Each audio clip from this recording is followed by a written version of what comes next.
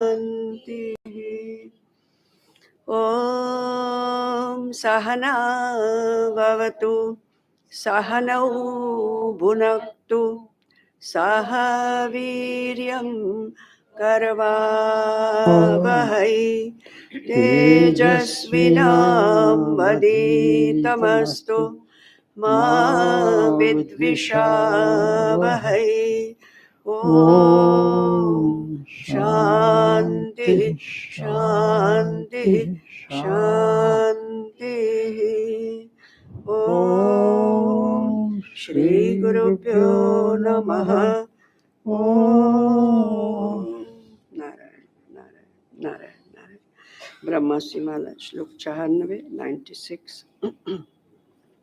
मुष्टिबद्धयमस्यापि मृत्युमुष्टिगतस्य च सर्वावस्थासु निर्विघ्नं स्यान्मे ब्रह्मास्मि चिन्तनं प्राणापाय विषादो न प्राणलाभेन हर्षणं विषादहर्षहीनं यत् समं ब्रह्मास्मि हर्षणं न पीडयन्ति रोगा मां न चाकर्षन्ति वासनाः बाधन्ते नैव कर्माणि स्वस्थं ब्रह्मास्मि निर्युजम् अपत्यं पत्यमाभाति घोरं सौम्यं कटुप्रियम् अनुकूलं यथार्थं च सौम्यं ब्रह्मास्मि सर्वतः समाधौ ब्रह्म संसुप्तौ व्युत्थाने ब्रह्मजागरे निधने ब्रह्म निर्वाणे सदा ब्रह्मास्मि सर्वदा सदा ब्रह्मास्मि सर्वदा। ओम ओम ओम।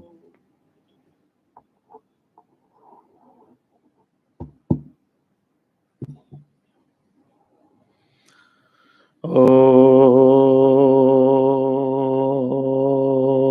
यो ब्रह्माणं विदधाति पूर्वं यो वै वेदांश्च प्रहिणोति तस्मै तं हदेवमात्मबुद्धिप्रकाशं मुमुक्षुर्वै शरणमहं प्रपद्ये मुमुक्षुर्वै शरणमहं प्रपद्ये।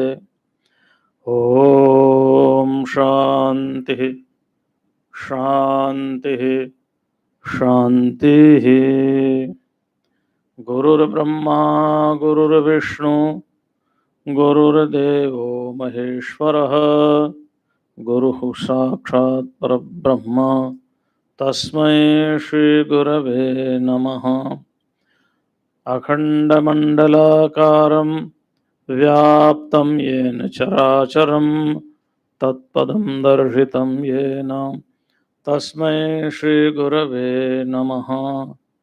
नारायणसमारम्भां श्रीशङ्कराचार्यमध्यमाम् अस्मदाचार्यपर्यन्तां वन्दे गुरुपरम्परां वन्दे गुरुपरम्पराम्।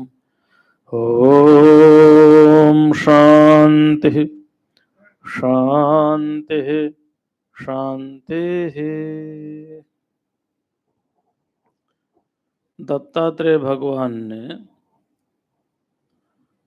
अपनी बुद्धि से जिससे जो शिक्षा ग्रहण की थी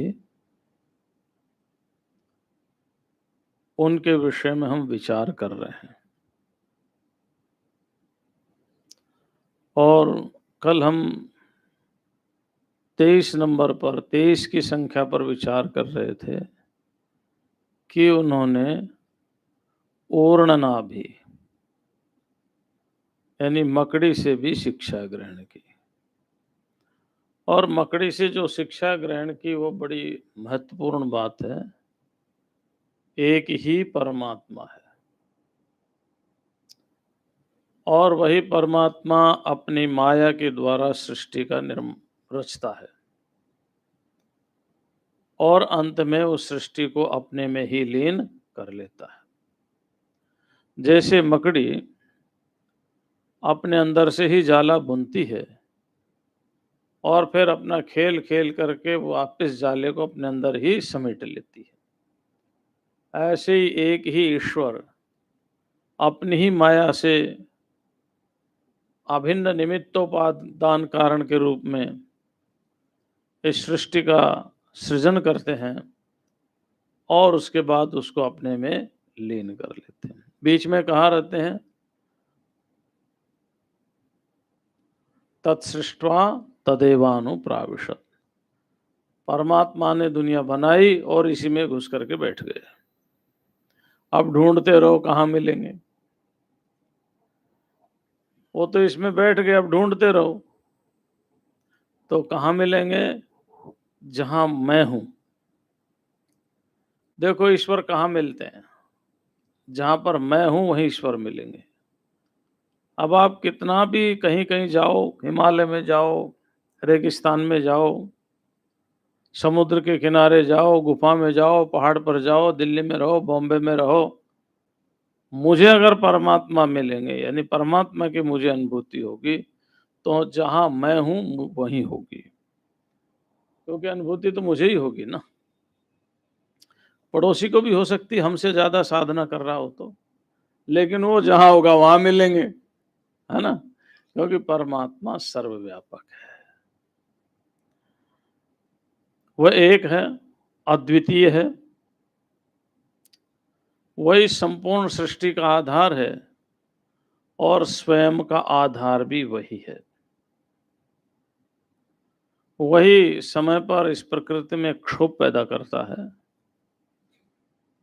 वही शांत पैदा करता है। केवल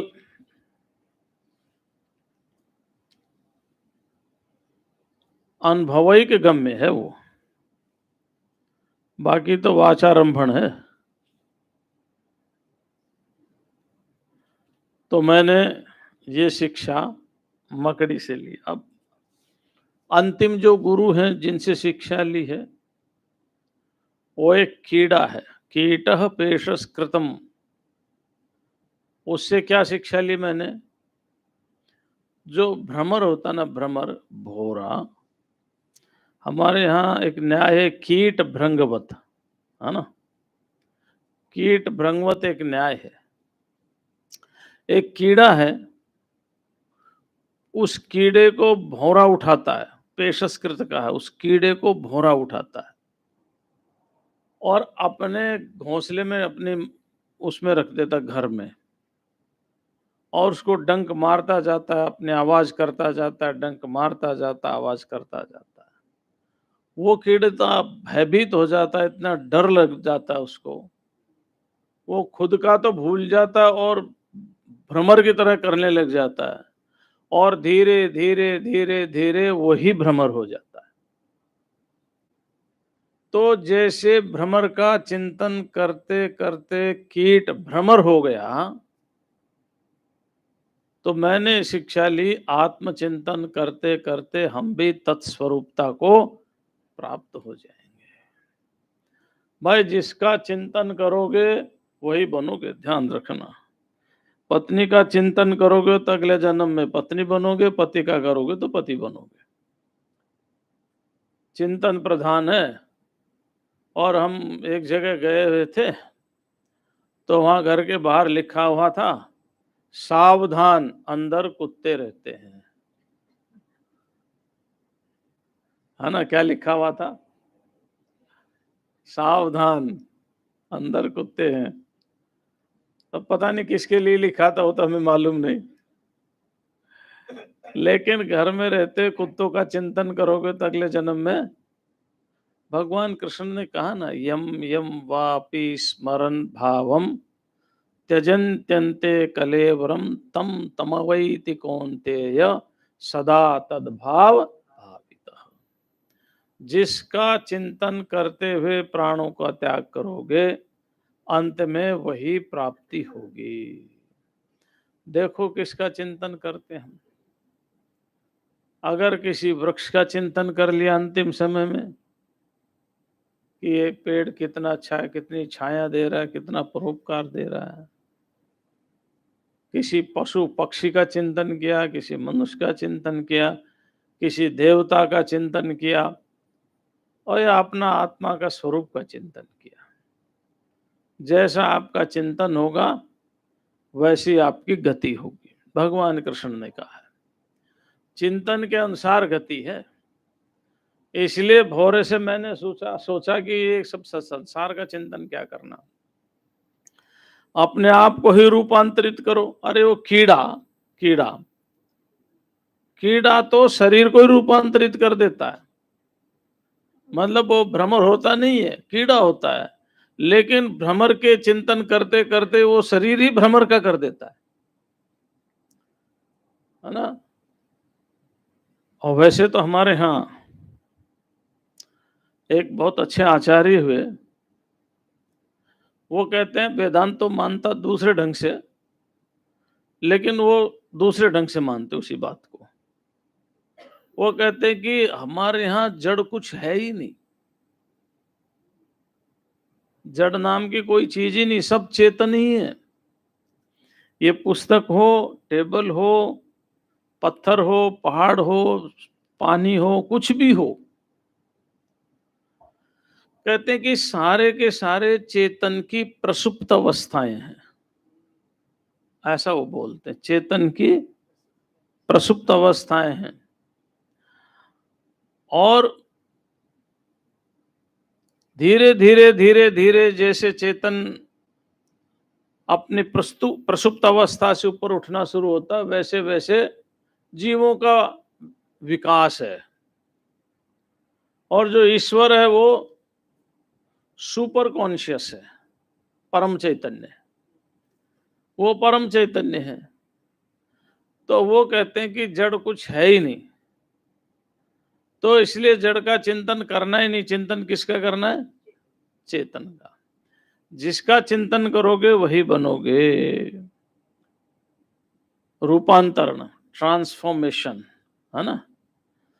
अब वेदांत क्या कहता है? वेदांत कहता है रूपांतरण कुछ नहीं होता। रूपांतरण तो जब होगा जब पहले कुछ और बाद में कुछ बने।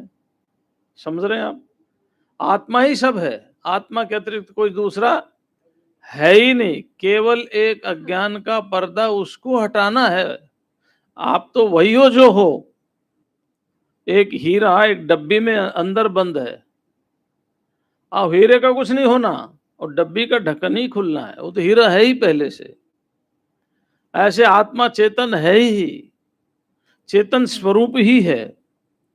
हमारे बीच में जो अज्ञान का पर्दा पड़ गया है उसको दूर करना है।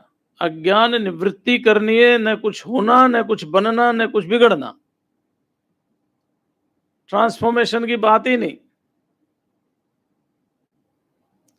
अगर ट्रांसफॉर्मेशन होगा तो शरीर का होगा देवता के रूप में या दानव के रूप में। बुरे करेंगे तो दानव बनेंगे, असुर बनेंगे, अच्छे बनेंगे तो देवता बन जाएंगे। आत्मा का कोई ट्रांसफॉर्मेशन नहीं है। बॉडी का ही ट्रांसफॉर्मेशन होता है। ट्रांसफर जो होता है ना शरीर का होता है, या तो स्वर्ग में जाएंगे या तो द्युलोक में जाएंगे या पाताल में जाएंगे। आत्मा तो पहले भी वहां है, अब भी है, बाद में भी रहेगा, दोनों जगह। इसलिए वेदांत का ट्रांसफॉर्मेशन केवल शरीर का ट्रांसफॉर्मेशन है। हम एक पुस्तक पढ़ रहे थे,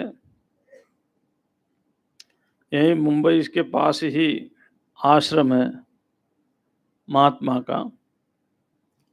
पुस्तक का नाम है चित्त शक्ति विलास। और पुस्तक हमारे नाम राशि महात्मा सिद्ध हुए हैं, कुंडलिनी योग के बड़े सिद्ध महात्मा हुए। मुक्तानंद उनका नाम था, उनके गुरुजी का नाम नित्यानंद था। तो हम उनके एक पुस्तक पढ़ रहे थे। हाँ जी, हाँ गणेशपुरी, बिल्कुल ठीक कहा आपने। गए हम उस आश्रम में गए हैं। हमारा जो पुस्तक पढ़ा तो आश्रम देखने का मन कर गया। मैंने कहा सिद्धों की जगह है, जाना चाहिए, अच्छा जगह है। तो वो लिखते हैं कि जब मैं स्नान करता था तो बाथरूम में स्नान करते समय पानी से चिदणु निकलते, चिदणु। तो वो उनकी इस दृष्टि में जल भी चेतन है, शरीर भी चेतन है। अब देखिए, ये एक साधना की अवस्था है। ये साधना की अवस्था है कि हमारा जो बॉडी शेल है, अब जो प्रसुप्त अवस्था में है चेतन की, साधना अवस्था में वो जागृत हो जाता है। लेकिन वो जो शरीर का जागृत होना है, वो जब तक ये चेतन है तब तक ही है। कौन सा? परम चैतन्य। तो जो रूपांतरण शरीर का भी हो रहा है, इस परम चैतन्य के रहते हुए ही हो रहा है। अगर इस देह में आत्मा है, पहले से ही अरूपांतर होने वाली, अपरिवर्तित होने वाली, अविकारी, अगर वो आत्मा है तो ही शरीर का ट्रांसफॉर्मेशन होगा। तभी शरीर का ट्रांसफर होगा भूलोक से स्वर्गलोक या भूलोक से पाताल लोक। अगर ये नहीं तो होने वाला नहीं। इसलिए वेदांत के यहाँ ट्रांसफॉर्मेशन बॉडी का है, और जो दूसरे हैं जिनकी मैं बात कर रहा था, उनके अनुसार ट्रांसफॉर्मेशन बॉडी से चेतन की तरफ है। वो चेतन हो जाता है। हमारे यहाँ तो ब्रह्म है और ब्रह्म के अलावा कुछ है ही नहीं। तो ये कहते कि मैंने 24 गुरु बनाए, यानी अपनी बुद्धि के अनुसार इन 24 से मैंने जो जो शिक्षा ली वो मैंने आपको बता दिया। अब क्या कहते हैं देखिए, देहो गुरुर्मम विरक्ति विवेक हेतु बिभ्रंस्म सत्व निधनम सततार्त्युदरकम तत्वान्यनेन विमृशामि यथा तथापि पारक्यमित्यवसितो विचराम्य संगः एवं गुरुभ्य एतेभ्यः चतुर्विंशतिभ्यः। इन 24 गुरुओं से जो मैंने अपनी मति के अनुसार, शिक्षिता मति ही, जो मैंने अपनी मति के अनुसार शिक्षा ग्रहण की, वो मैंने तुम्हें बता दिया। अब ये शरीर भी मेरा गुरु है, देह भी मेरा गुरु है। क्यों? इससे मुझे 2 शिक्षा मिली है। क्या? एक तो विरक्ति और एक विवेक। एक विरक्ति मिली, एक विवेक मिला। क्यों मिला? क्योंकि मरना और जीना इसके साथ लगा ही रहता है, घटना बढ़ना इसके साथ लगा ही रहता है, और घटना बढ़ना के साथ इसके साथ एक और है कि सुख दुख का भी इसके साथ संबंध बना ही रहता है। तो हमने इस देह से सीख लिया है कि कोई भी स्थायी रहने वाला नहीं है। इसलिए समझो और विवेक को ग्रहण करो। हे राजन, आप जो अपने पत्नी के लिए, नौकरों के लिए, बंधुओं के लिए, भाइयों के लिए, सबके लिए जो कुछ भी कर रहे हो, जितना भी आप विस्तार कर रहे हो, वो सारा का सारा विस्तार आपसे छूट जाएगा, और इनके लिए संग्रह करने में जो आपको सदा सत्कर्म करने पड़ रहे हैं, उनका परिणाम भी भोगना पड़ेगा। हमारे डॉक्टर गौड़ साहब आ रहे हैं, बड़े अच्छे यूरोलॉजिस्ट हैं, आइए। उनका परिणाम भी भोगना पड़ेगा। तो देखो, ये मैंने शिक्षा ली, और अंत का वाक्य कह के फिर 24 गुरुओं को हमने कहा एक बार रिवाइज करेंगे, इसलिए हमने संक्षेप कर दिया। वो कहते हैं, एवं संजात वैराग्यो विज्ञानालोकात्मनि विचरामि महिमेता मुक्त संगो अनहम कृति। इस प्रकार से वैराग्य को प्राप्त करके और विज्ञान के आलोक में, कौन सा विज्ञान? आत्मा, आत्मविज्ञान। आत्मविज्ञान के आलोक में मुक्त संग होकर के, अपने अहम भाव को त्याग करके, और मैं बड़े आनंद से विचरण करता हूं। यदु महाराज ने प्रणाम किया। प्रणाम करने के बाद अब वो जहां से आए थे वहीं चले गए यदु महाराज, और दत्तात्रेय भगवान भी वैसे ही मुक्त संघ से विचरण करने लग गए। तो इस तरह से ये 24 गुरु की हमने बात कही। अब हमने थोड़ा जल्दी इसलिए किया कि एक बार सबका रिवीजन कर दें। आइए, बड़े खुशी की बात है, आसन देना भाई। पूज्य स्वामी जी महाराज पधारे हैं। पूज्य स्वामी विजयानंद पुरी जी महाराज, जिनका कल आप प्रवचन करें सुनेंगे प्रातःकाल। स्वाध्याय जिनका चल रहा है, बड़े सहज और सरल हैं और कैलाश आश्रम के 12 पीठाधीश्वर भी रह चुके हैं।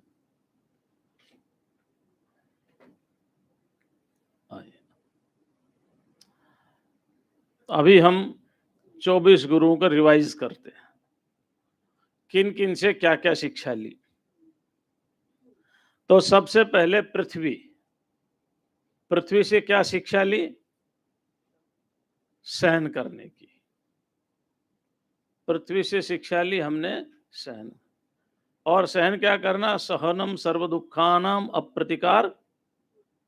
बस साधक को किसी ने कुछ कह दिया तो ददतु गालिर्गालिवंतो भवंत वयमिह तद्भावात् गालिदाने समर्थः जगत विदितमे तद्दीयते विद्यमानम नहीं शशक विषाणम कोपि कस्मै ददाति। एक महात्मा ने गाली दे दी, कहने लगे दो। क्यों? आपके पास गाली, मेरे पास नहीं है।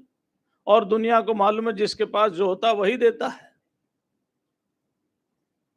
एक महात्मा को गाली दी, महात्मा ने कहा रे तेरे पास 10 रुपये और मैं ना लेना चाहूं तो? बोले मेरे पास रहेंगे। और किसके पास रहेंगे? बोले तेरी गाली भी हमने नहीं ली, अब किसके पास रहेंगे? हाँ, क्षमा। पृथ्वी का एक नाम क्षमा है। हमारे यहाँ वैदिक शब्दकोश है, इटिमोलॉजी, वैदिक इटमोलॉजी। वैदिक शब्दकोश का नाम है, जिसकी व्याख्या की निरुक्त, है ना। निरुक्त में शब्दों की व्याख्याएं हैं। तो उसमें पृथ्वी का एक नाम क्षमा लिखा, गौ लिखा, क्षमा लिखा। तो क्षमा पृथ्वी का एक नाम ही है। तो पृथ्वी से हमें, पृथ्वी में कोई कुछ भी करे, खड्डा खोदे, कुआं खोदे, गंदगी फैलाए, लेकिन पृथ्वी सबको क्षमा करती है। फिर है वायु। वायु से क्या शिक्षा ली? 2 शिक्षा है वायु से, 2। एक तो शरीर के अंदर प्राणवायु है ना, वाइटल फोर्स जिसको हम बोलते हैं। और एक बाहर ये प्रवाहमान वायु है ना।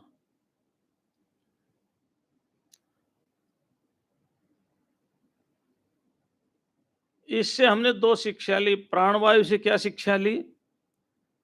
कि जितने से जीवन चल सके उतना ही आहार ग्रहण करो। जैसे मरणासन व्यक्ति हो, प्राण निकल रहे हो, थोड़ा सा भोजन करा दो तो प्राण चालू हो जाते हैं। तो मुनि को उतना ही आहार ग्रहण करना चाहिए जिससे जीवन चलता रहे।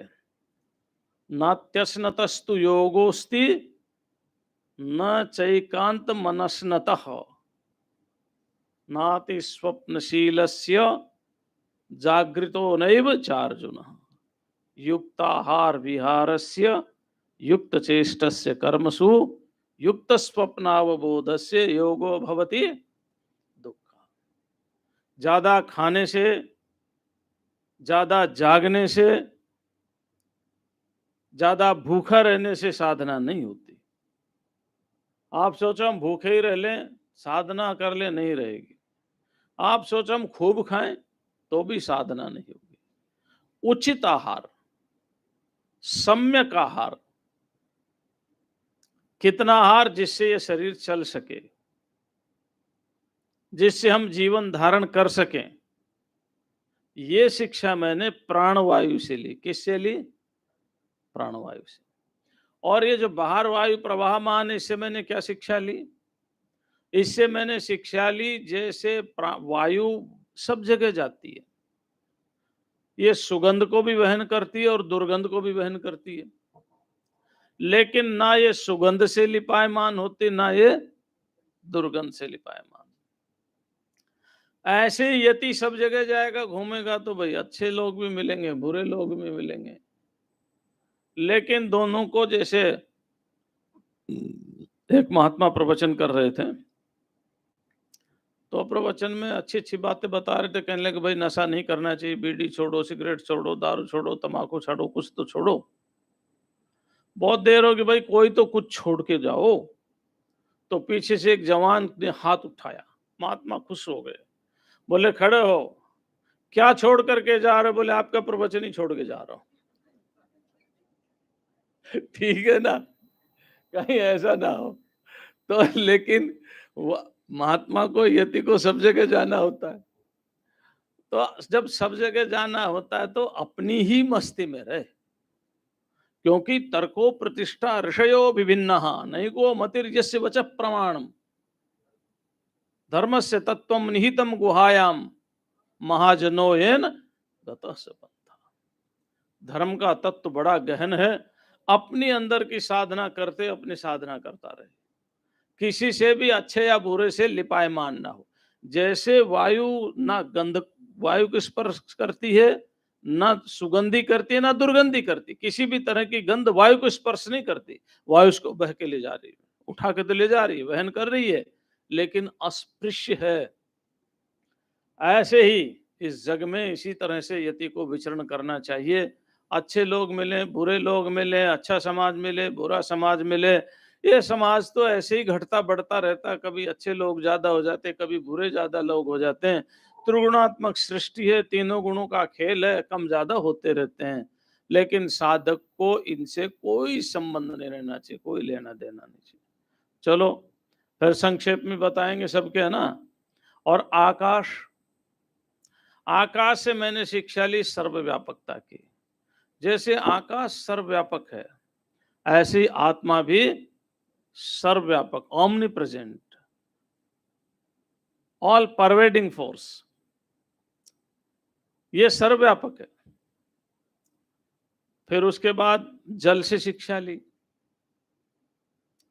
जल से क्या शिक्षा ली? आकाश से समझ गए ना सर्वव्यापकता, घटाकाश मठाकाश वेदांत में फेमस है, वो लगा लेना अपने आप, है ना। बहुत सुन रखा आपने, है। हमारे एक ब्रह्मचारी थे, वो कहते थे वेदांत हमारी समझ में नहीं आता। मैंने कहा क्या दिक्कत है? बोले हम सुबह से उठ करके रज्जू से सर्प निकालना शुरू करते हैं, और ये रात को फिर सर्प रज्जू में घुस जाता है। बोला सुबह से रज्जू में सर्प निकालना शुरू करते हैं, और रात को फिर ये सर्प रज्जू में ही चला जाता है ना। सर्प रज्जू सर्प रज्जू सर्प रज्जू नहीं। तो तो आकाश भी क्या, घटाकाश मठाकाश महाकाश घटाकाश मठाकाश, और आकाश एक ही रहता, उपाधि अलग अलग हो जाती है। ऐसी जीव अनंत हैं उपाधि से, चेतना की दृष्टि से एक ही है। चेतन एक ही है, चेतन दो नहीं है, चेतन एक ही है, लेकिन उपाधियों की, अंतःकरण की उपाधियों की दृष्टि से ये अनंत जीव हमें प्रतिभाषित हो रहे हैं। ये शिक्षा मैंने आकाश से ली। जल से क्या शिक्षा ली? एक तो जल मधुर होता है, तो साधक को कैसा होना चाहिए? मीठा मीठा होना चाहिए, और इतना भी मीठा नहीं होना चाहिए कोई भी खा जाए, है ना। आपने कथा सुनी होगी ना, एक महात्मा जा रहे थे, और जिस रास्ते से जा रहे थे गांव वालों ने उसको रोक दिया, आप इधर से नहीं जाएंगे। क्यों? बड़ा भयंकर विषधर सर्प रहता है, सबको काट लेता है, तुरंत मर जाता है, इधर से नहीं जाना। महात्मा ने कहा मैं तो इधर से जाऊंगा। महात्मा गए, सांप मिल गया। महात्मा ने सांप को कहा क्यों काटता है, तेरे कारण लोग इधर से आते नहीं, तो ये हिंसा का त्याग कर दे और काटना बंद कर दे। सांप ने महात्मा की शिक्षा मान ली। अब जो भी जाए, सांप पड़ा है, लोग जा रहे हैं आ रहे हैं, कोई कुछ कह ही नहीं रहा सांप किसी को, तो लोग उसको परेशान करना शुरू कर दिए। कोई डंडा मारे, कोई पत्थर मारे, कोई लकड़ी लगाए, कोई पकड़ के घसीट ले। बहुत दिन हो गए, महात्मा फिर आए, फिर बोले महाराज वो सांप जो था ना, पता नहीं आप क्या कर गए, वो तो अब है ही नहीं। महात्मा ने कहा भाई मैं जाऊंगा उस रास्ते से तो देखूंगा। गए तो महात्मा को देख करके सांप आ गया। महात्मा ने कहा "अरे तेरी ये दुर्दशा कैसे हो गई"? बोले महाराज आप ही तो हिंसा अहिंसा का पाठ पढ़ा के गए थे, मैंने काटना बंद कर दिया, लोगों ने मेरी ये हालत कर दी। महात्मा ने कहा काटने के लिए मना किया था, फुंकार मारने के लिए थोड़ी मना किया था। अरे आत्मरक्षा तो करनी थी ना। तो इसलिए जल मधुर होता है, लेकिन इतना भी मधुर मत बनना कोई खा जाए। सहज मधुर होता है। साधु का भी मीठा होना चाहिए, उसकी वाणी में मधुमन में निष्क्रमणम मधुमन में परायणम वाचम वदामि मधुमत भूयासम मधुसंदृश। अथर्ववेद। हमारी वाणी मधु के समान मधुर हो जाए। और जल क्या होता है? हैं? शीतल होता है, सब कुछ होता है। और वेदांत में एक हमारे स्वामी जी को मालूम है, एक पुस्तक है वेदांत की, आपने तो स्वाध्याय कर लिया उसका। उसका नाम है वेदांत परिभाषा, है ना? धर्मराज ध्वरींद्र ने उसको लिखा है। तो वेदांत परिभाषा में एक उदाहरण दिया है, जैसे जल का अपना कोई आकार नहीं होता, नहीं होता ना। जैसे क्यारी होती है वैसे ही आकार का वो हो जाता है क्यारी के अनुसार। ऐसे आत्मा का अपना कोई आकार नहीं होता। हाथी है तो हाथी जैसा दिखने लगता है कि ये देखो ये हाथी है। मनुष्य है तो मनुष्य जैसा दिखने लग जाता है। पक्षी है तो जैसा जैसा आकार उस आकार के अनुसार वो दिखता है नहीं वैसा। है तो वो सर्वव्यापक एकमात्र चेतन ही, लेकिन उस आकार का लगता, हमें लगता है कि हाथी की आत्मा बड़ी है, मनुष्य की छोटी है, चींटी की और छोटी है। नहीं, आत्मा तो एक रस है, एक घन है, सदघन है, चिदघन है और आनंद घन। फिर आता है अग्नि। अग्नि से मैंने क्या शिक्षा ली? अग्नि दुर्धर्ष होता है। क्या होता है? हाँ, किसी से दबता नहीं अग्नि। अच्छा आप देख लो, आप वर्तमान में देख लो, एयर पोल्यूशन है, साउंड पोल्यूशन है, वाटर पोल्यूशन है, अर्थ पोल्यूशन है। These all are polluted. अग्नि। कहीं आपने सुना fire pollution? Is there any fire polluted? नहीं, वो किसी से नहीं दबता, जला करके भस्म कर देता है। मुझे कौन पोल्यूटेड कर सकता है? हमारे कुंभ मेले में जब गंदगी बहुत ज्यादा होती है तो आग ही जलाते हैं, उसको आग ही जलाते हैं। तो अग्नि दुर्धर्ष होती है। और क्या होती है अग्नि? उदर भाजन। जो कुछ है अपने अंदर ही समाहित कर लेती है, पात्र नहीं रखती, चलो अब मुझे दे दो फिर कभी इसको फिर खाएंगे, नहीं, सब कुछ खा जाती है। और खा करके क्या करती है? उसमें कोई दोष नहीं रहता, निर्दोष है वो। तो साधु को भी उदर भाजन होना चाहिए। जितना पेट में खा लिया उतना अपना, बाकी दुनिया का। हाँ, दुर्धर्ष होना चाहिए, तेजस्वी होना चाहिए, उसको तेजस्वी। उसका चेहरा धमधमाना चाहिए, चमकना चाहिए। उसकी आभा, आहा हा, देखते ही लगे कि कोई ब्रह्मचारी आ रहा है। राजा ने कहा अरे ब्रह्मचारी रास्ता छोड़ो। ब्रह्मचारी कहते ए राजा, हम ब्रह्मचारी हैं, रास्ते से तुमको ही हटना पड़ेगा। और ब्रह्मचारी की आभा को देख करके राजा अपना रास्ता छोड़ दे। ऐसा दुर्धर्ष देदीप्यमान तेजोमयमान एक साधक को होना चाहिए। बुझा हुआ चेहरा नहीं होना चाहिए, मुरझाया हुआ चेहरा नहीं होना चाहिए, रोने वाली शक्ल नहीं होनी चाहिए।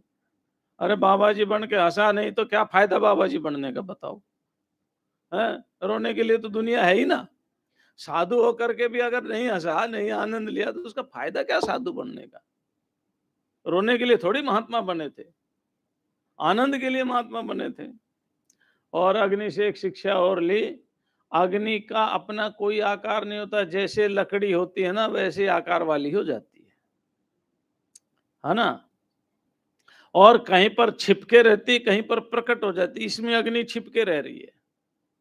अभी मैच बॉक्स लो, ऐसे जलाओ तो प्रकट हो जाएगी। ऐसे ही साधु को भी होना चाहिए, कहीं पर छिप करके रहना चाहिए। कोई जिज्ञासु आ जाए तो प्रकट हो जाए, उसको कल्याण हो जाए। जिज्ञासु आ जाए तो कल्याण हो जाए। फिर चंद्रमा, चंद्रमा से क्या शिक्षा ली? काल अनंत है और बड़ा प्रचंड है। कालो ही दुरतिक्रम, उसका अतिक्रमण करना बड़ा मुश्किल है। लेकिन इतने प्रचंड दुर्धर्ष अनंत काल के अंदर चंद्रमा की कलाएं घटती बढ़ती है, चंद्रमा नहीं घटता बढ़ता। चंद्रमा तो एक जैसा ही रहता है। ऐसे ही हमारे शरीर की अवस्थाएं घटती बढ़ती हैं, हमारे ऊपर काल का कोई प्रभाव नहीं रहता। हम तो आत्मा हैं, काल के भी काल महाकाल हैं, है ना। लाखों सृष्टि मेरी उपस्थिति में पैदा हो चुकी, लाखों युग चले गए, लाखों युग चले जाएंगे, अनंत अनंत कल्प चले गए मेरी उपस्थिति में, और अनंत अनंत कल्प चले जाएंगे। ये सृष्टि अदला बदली हुई है, शरीर अदला बदली हुआ, लेकिन मैं ऐसा ही हूं। ये शिक्षा मैंने चंद्रमा से ली। और सूर्य से क्या शिक्षा ली? हा हा हा हा। सूर्य तो देखो स्वयं ही दे दीप्यमान है। समय पर समुद्र से पानी लेता है अपनी किरणों के द्वारा और समय पर छोड़ देता है। समय पर जल ग्रहण करता है और समय पर छोड़ देता है। ऐसे ही साधु को भी होना चाहिए। चीज की आवश्यकता हुई तो प्रयोग में ले लिया, नहीं तो छोड़ के चल दिया। कबूतर से क्या शिक्षा ली? कबूतर से मैंने शिक्षा ली कि ज्यादा स्नेह नहीं करना चाहिए। जो अति प्रसंग होता ना, संग माने आसक्ति, प्रसंग माने प्रकृष्ट रूपेण संग प्रसंग, गहरी आसक्ति, मोह। ज्यादा मोह करोगे तो बंधन का कारण होगा, मृत्यु को प्राप्त होंगे। जैसे कबूतर हो गया, कबूतर को अपनी पत्नी से और बच्चों से मोह हो गया और उसी में जाकर के फंस गया जाल में और मारा गया। इसलिए ज्यादा मोह नहीं रहना चाहिए। तो थोड़ा मोह रखें क्या? तो एक बात बताएं आपको, अगर आप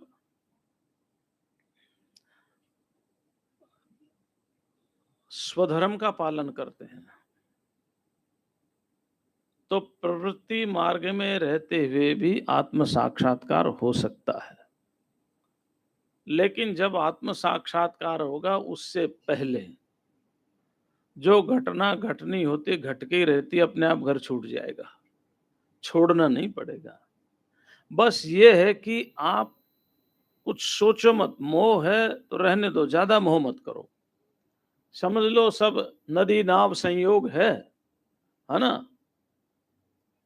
नदी में एक लकड़ी आती है, दूसरी लकड़ी से मिलती है, फिर बिछड़ जाती है, फिर मिलती है, फिर बिछड़ जाती है। ये नदी नाव संयोग है। अब ये पता नहीं किस जन्मों के कारण, ऋणानुबंधन के कारण हम मिले हैं, पति के रूप में, पत्नी के रूप में, पुत्र के रूप में, पुत्री के रूप में, भाई के रूप में, बंधु के रूप में, पड़ोसी के रूप में, रिश्तेदारों के रूप में। जिस रूप में मिले हैं ये एक दिन अलग अलग होने वाले, खत्म होने वाले। इसलिए ज्यादा आसक्त नहीं होना चाहिए। ये मैंने कबूतर से शिक्षा ली। अजगर से क्या शिक्षा ली? अजगर से शिक्षा ली, मिले तो खा लो, नहीं तो भगवान का भजन करो, रो मत।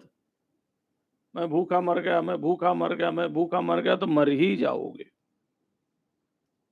हम एक बार अल्मोड़ा के यहाँ साधना कर रहे थे, अल्मोड़ा में थोड़ा सा नीचे। तो वहां पर एक अंग्रेज आ गया, अंग्रेज। तो वो 60 दिन तक बिना कुछ खाए बड़ी प्रसन्नता से रह सकता था। तो हमने कहा भाई ये तुम्हें कहाँ से शिक्षा मिली? वो कहने लगे मैं ड्राइवर था, ड्राइविंग का काम करता था। मैं साल के 2 महीने घूमने का मुझे शौक था। 8 महीने बढ़िया कमाता था, 2 महीने में घूमता था। मैं ऑस्ट्रेलिया के जंगल में फँस गया और ऑस्ट्रेलिया के जंगल में ऐसा फँसा, मुझे कहीं बाहर निकलने का रास्ता ही नहीं मिल रहा था। कई दिन तक भूखा-प्यासा रहा मैं। फिर अचानक ही ये टेक्निक अपने आप आ गई मुझे, बिना योग, मैं तो योग साधना जानता नहीं, मैं तो घूमता था। तो ये टेक्निक आ गई, हमने कहा टेक्निक बताओ भाई क्या आई? तो उसने बताया, तो वही है जो योग में लिखा, कंठकूपे क्षुत पिपासा निवृत्ति। अरे अगर आप अपने साथ बांध करके नहीं ले चलोगे तो परमात्मा कोई टेक्निक दे देगा आपको, लेकिन अजर के तरह से रहो, आया तो खा लिया, नहीं आया तो जाने तो, दौड़ धूप नहीं करनी। हाँ, भगवान का भजन करो। महात्मा को राजा ने कहा, भाई कहो महाराज आपकी रात कैसे बीती? महाराज बोले, कुछ आप जैसी, कुछ आपसे अच्छी। राजा ने सर्दी में महात्मा को बुला लिया, भोजन के लिए रात को भोजन दिया नहीं, और कमरे में पत्थर, बहुत ठंडा हो जाता, बिस्तर भी लगाया नहीं, बिछाने को ओढ़ने को कुछ नहीं दिया। बोले देखे महात्मा की तपस्या क्या होती है। महात्मा ने पूछा सुबह उठ करके रात कैसी बीती? बोले कुछ आप जैसी, कुछ आपसे अच्छी।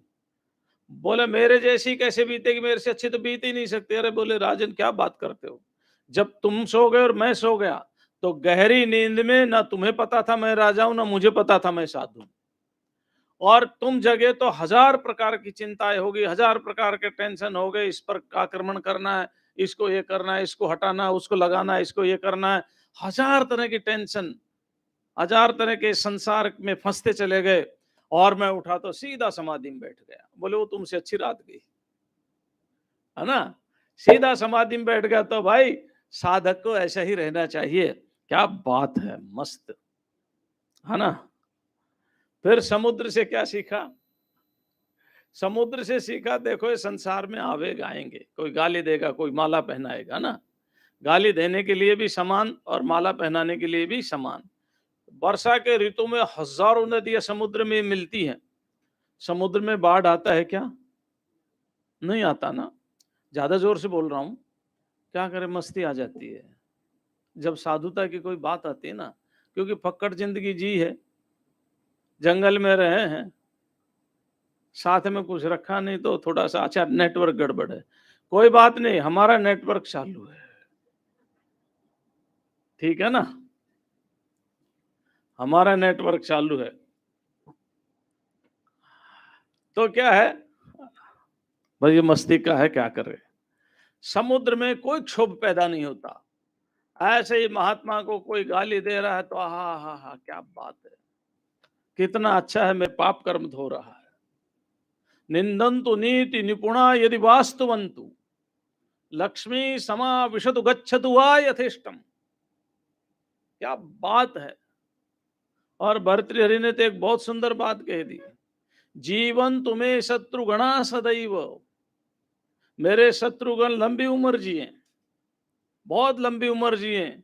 जीवन तुम्हें शत्रुगणा सदैव येषाम प्रसादात् सुविचक्षणो हम। जिनकी कृपा से मेरे अंदर कुशलता आ रही है। क्यों? यदा यदा में विकृतिम लभन्ते तदा तदा माम अवबोधयन्ति। जब जब मेरे अंदर कोई विकार देखते हैं तो मुझे बता देते हैं, निंदा करते हैं ना, निंदा करते हैं तो मैं उनसे सीख लेता हूं। तो भाई साधक को चाहिए कि अंदर से क्षोभ पैदा ना हो। और भी समुद्र से शिक्षा ली, पर समय कह रहा है कि जल्दी चलो महाराज। पतंग से शिक्षा ली, रूप पर आसक्त होकर के पतंग मर जाता है ना, ऐसे ही किसी रूप पर आसक्त, हाँ देखो व्याख्या आप कर लेना। भौरे से भी मैंने शिक्षा ली। भ्रमर से क्या शिक्षा ली? भ्रमर से मैंने शिक्षा ली, जैसे भौरा एक एक फूल पर जाकर के रस ग्रहण करता है, ऐसे ही साधक को शास्त्र बड़ा या छोटा सबसे सार ग्रहण कर लेना चाहिए।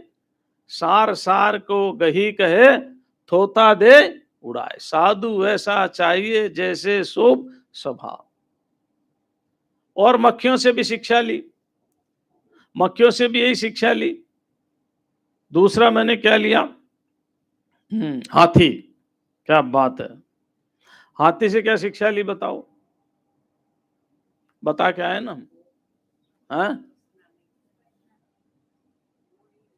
क्या? हाँ, ये हुई बात। स्पर्शजन्य दुख, है ना?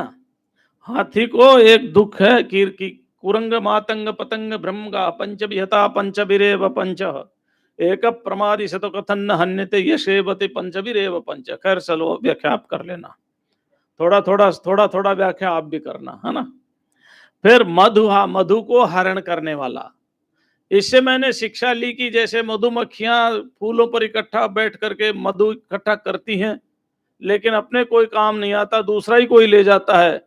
ऐसे ही साधु संग्रह करेगा तो उसका धन उसके काम नहीं आएगा, चोर ले जाएंगे, डकैत ले जाएंगे, बैंक में पड़ा रह जाएगा। इसलिए मैंने सोचा कि धन संग्रह नहीं करना चाहिए, परिग्रह नहीं होना चाहिए, अपरिग्रह होना चाहिए, नहीं तो कोई और ही ले जाता है। हरिण, हरिण से मैंने शिक्षा ली, जैसे हरिण संगीत से बंधन में आ जाता है, वैसे ही ग्राम्य गीत माने वो गीत जो हमें संसार की तरफ ले जाते हैं, है ना? उसको सुनोगे तो एक नहीं तो 2 बार नहीं तो 3 बार अभ्यासाद रमते, बार बार सुनने से उनमें अभ्यास हो जाएगा, मन उसमें रमण करने लग जाएगा।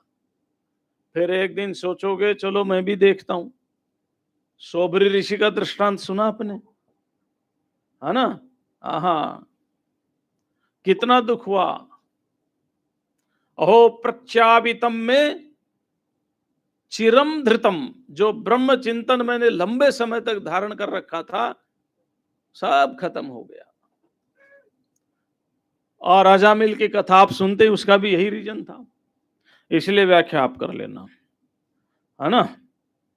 मछली से मैंने सीखा, स्वाद के चक्कर में मछली मारी जाती है, और अति स्वाद के कारण ओवर ईटिंग से व्यक्ति बीमार हो जाता है, और ओवर ईटिंग करेगा तो महात्मा से साधना नहीं होगी।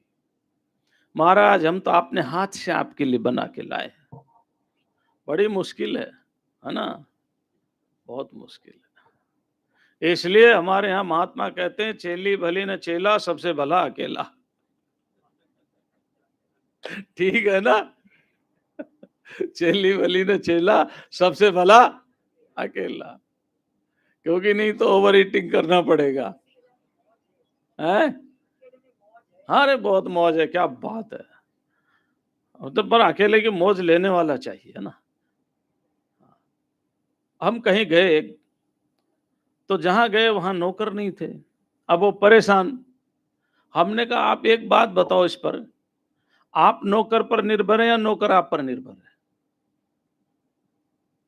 कौन किस पर डिपेंड है?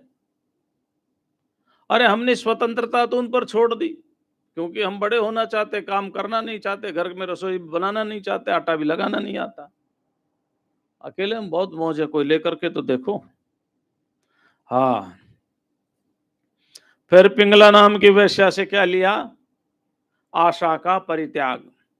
आशा ही परमम दुखम, नैराश्यम परमम सुखम, यथा संचिद्य कांतासम सुखम सुस्वाप पिंगला।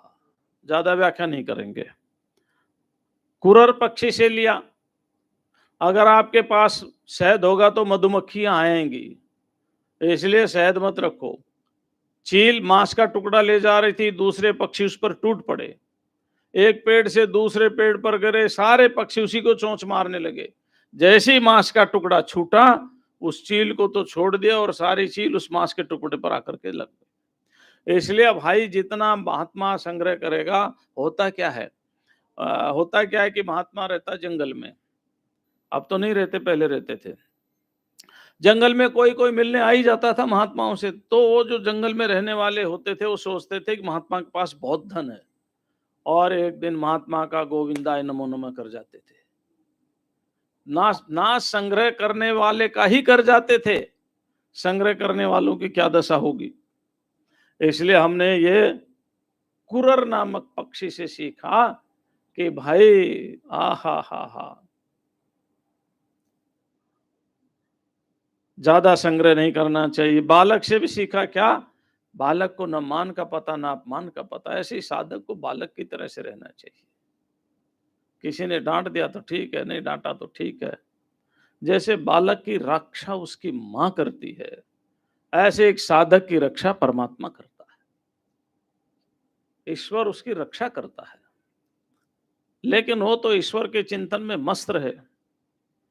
हाँ, कन्या से सीखा। कन्या से क्या सीखा? एक कन्या का एंगेजमेंट करने वाले आ गए। वागदान क्या बोलते मालूम नहीं मुझे, है ना, सगाई। तो वो जो माँ बाप थे, परिवार थे, वो कहीं दूसरी रिश्तेदारी में चले गए। अब वो रह गई अकेली। अब उनका स्वागत करना है। पहले ये चावल निकले हुए तो मिलते नहीं थे, धान होता था, रोज कूटते थे, रोज बनाते थे। वो उनके स्वागत के लिए धान कूटने लगी तो चूड़ियों में आवाज आने लगी। उसने एक एक चूड़ी उतार दी। 2 चूड़ी रहेगी तब भी आवाज आएगी, बेचारी संकोच कर रही है। एक तो वो उसको स्वीकार करने के लिए आ रहे हैं, दूसरा सोचेंगे कितने गरीब है, इनके पास इतना भी चावल नहीं बचा, अभी कूट रही, अभी बना रही है। एक भी 2 में से एक फिर निकाल दी, फिर कूटा था, आवाज नहीं आई। दत्तात्रेय कह रहे थे, मैं ये देख रहा था, मैंने भी देख कर समझ लिया कि बहुत में विचरण करोगे तो लड़ाई झगड़ा होगा, आवाज आएगी। 2 में विचरण करोगे तो बात होगी, इसलिए साधु को अकेला ही विचरण करना चाहिए। कह एकाकी चरति कश्य जायते पुनः, अकेला विचरण करना चाहिए मस्ती से। और बाण बनाने वाले से मैंने शिक्षा ली, जैसे बाण बनाने वाला केवल एकाग्र हो जाता है, ऐसे ही साधु को जितात्मनः जितश्वासः, प्राण पर संयम करके, इंद्रियों पर संयम करके, मन पर संयम करके, और अपने मन को एक लक्ष्य में लगा देना चाहिए और वहीं पर ध्यान रहना चाहिए। सबसे मैंने शिक्षा ली, जैसे खुद मकान बनाता नहीं, बने बनाए मकान में रहता है, ऐसे ही साधु को आश्रम नहीं बनाने चाहिए। बना बनाया मिल जाए तो कोई बात नहीं, खुद नहीं बनाना चाहिए। अरे बहुत है रहने की जगह, अभी तो आश्रम सारे खाली पड़े रहते हैं। मकड़ी से मैंने शिक्षा ली, जैसे मकड़ी अपने ही जाल बनाती है, अपने अंदर से अपने आप समेट लेती है, ऐसी वह एक परमात्मा, एक ही है वो, अपनी देव माया से, अपने ही संकल्प से, बिना किसी की सहायता लिए, अभिन्न निमित्तोपादान के रूप में वही संसार को बनाता है। और काल कलया, काल के उपस्थित होने पर अपनी कला से, यानी अपनी ही माया से, वह परमात्मा फिर इस सृष्टि को अपने में ही लीन कर लेता है। वह परमात्मा एक है, अद्वितीय है, निराधार है, सर्वाधार है, स्वयं अपनी महिमा में स्थित है, वही सबका आधार है और स्वयं का आधार भी वही है। केवल अनुभविक गम्य है साधना के द्वारा। ये बात मैंने मकड़ी से सीखी और भृंगी नामक कीट से सीखा, पेशस्कृत से। जैसे एक कीड़ा भ्रमर का चिंतन करते करते अपने शरीर से ही भ्रमर हो जाता है, एक कीड़ा पूरा रूपांतरित हो जाता है, ऐसे जिसका हम चिंतन करेंगे वही हम हो जाएंगे। ये 24 गुरु हो गए, 25वां मेरा शरीर है, जिससे मैंने विवेक और वैराग्य को ग्रहण किया है। इस तरह से दत्तात्रेय जी के 25 गुरुओं की व्याख्या हो गई। 8:59 और 60 सेकंड भी हो गए। इतने दिनों में हमने बड़ा आनंद लिया। इसमें कहीं आपके अनुकूल कोई बात निकल गई हो तो मुझे लौटा देना। माफ मूफ करने के विश्वास हम नहीं करते, हमें लौटा देना। हम गंगा के किनारे रहते हैं, जाकर के डुबकी लगाएंगे, उसको पवित्र करेंगे, अगले साल फिर लाके देंगे। कोई भी चीज पवित्र होनी चाहिए ना। तो आपके प्रतिकूल कोई हो तो हमें लौटा देना, अनुकूल हो तो उसको ग्रहण कर लेना। और ये तो हमारे परम श्रद्धेय अनंत श्री विभूषित ब्रह्मलीन, और उसको हम इंग्लिश में बोलते हैं एवर प्रेजेंट, है ना, सदा वर्तमान, पूज्य प्रेमपुर जी महाराज की कृपा पूज्य अखंडानंद सरस्वती जी महाराज की कृपा और पूज्य त्याग मूर्ति गणेशानंद जी महाराज की कृपा, जिनके कारण हम ये सत्संग अनवरत रूप से सुनते हैं, हमारा परम सौभाग्य है। उनकी कृपा को हमें कभी नहीं भूलना चाहिए, जिनकी कृपा से हम ये सब प्राप्त हो रहा है। हम सब पर उनकी कृपा बनी रहे। फिर संयोग होगा तो फिर मिलेंगे। नर चाही होती नहीं, हर चाही तत्काल, बलि ने मांगा स्वर्ग तो पहुंचा दिया पाताल। होता वही है जो परमात्मा की इच्छा है। फिर संयोग होगा, फिर मिलेंगे, फिर बात करेंगे। आज इतना ही, इन्हीं शब्दों के साथ वाणी के विराम। ओम शांति शांति शांति।